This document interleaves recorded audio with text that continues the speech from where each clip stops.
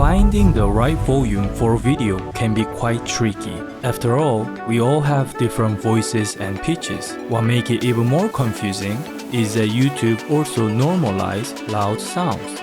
Plus, if you edit your voice, that will definitely change the volume, making it even more challenging to find the right balance. If you want to find the right volume for your videos, this will be a great video for you.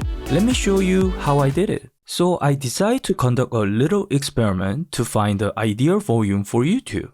Here's how I test it. First, I create a bunch of videos with voice, music, and sound effects, each having different decibel settings. How I did it was simple. I apply a heart limiter effect to each track and ensure that the sounds remain consistent throughout the videos. This way, we can accurately observe how it affects the sounds on YouTube. That's what all these videos are about, and I have created a playlist for this, so be sure to check it out. Now here's the important part. You also need to check if the volume is suitable for YouTube. But how do you do that? Well, the answer is simple. Just click on one of these videos and play it. Then right-click and select Stats for Nerds. You will see the volume and normalize section. You will notice a content loudness value. This indicates whether your volume is suitable for YouTube or not. If your volume is too loud, YouTube will reduce it. For example, if you check a video with a minus 0.1 decibel and the content loudness reads 4.4 decibel, it means your volume is 4.4 decibel higher than the YouTube standard. So they normalize it to 60%. That's how you interpret this indicator.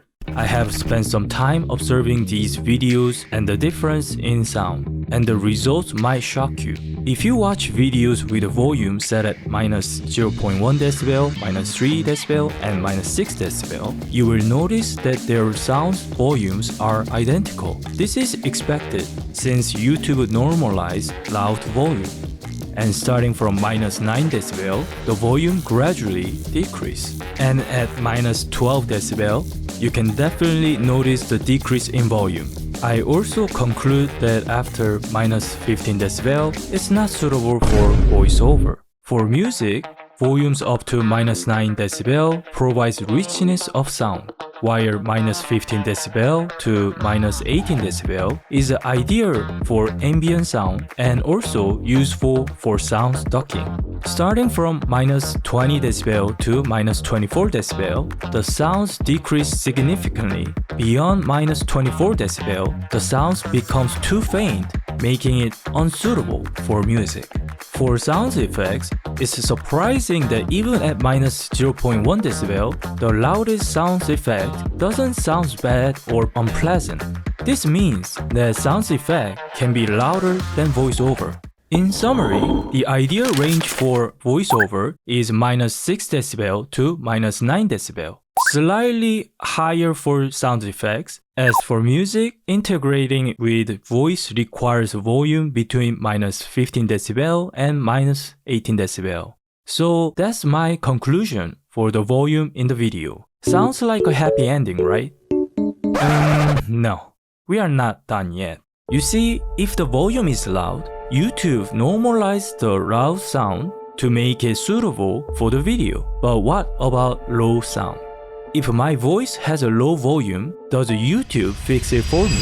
The answer is 9. YouTube doesn't normalize your voice in case of low volume sound. That's why you need to pay attention to the content loudness in minus decibel. Usually, if your volume is low, all you have to do is increase the volume with your speaker, and that solves the problem. However, it can be a problem if you are watching video from your cell phone, especially with the earphones, as there's a limit to how much you can maximize the volume. That's why you don't want the content loudness to be below minus 5 decibel. Of course, these values can be varied depending on your device. That's why I want you to check it from both your computer and your cell phone to hear the sounds and how it's different.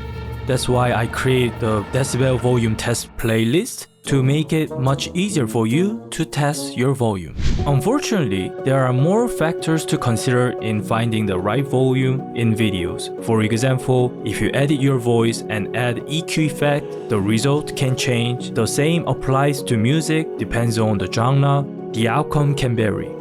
Even so, I really think this volume experiment will give you a better understanding of sound, and it's totally worth trying. I hope you enjoyed the video. If you did, please consider subscribing so I can get a golden ticket for Acron in Honkai Star Rail. Thank you for watching, and I will catch you in the next one.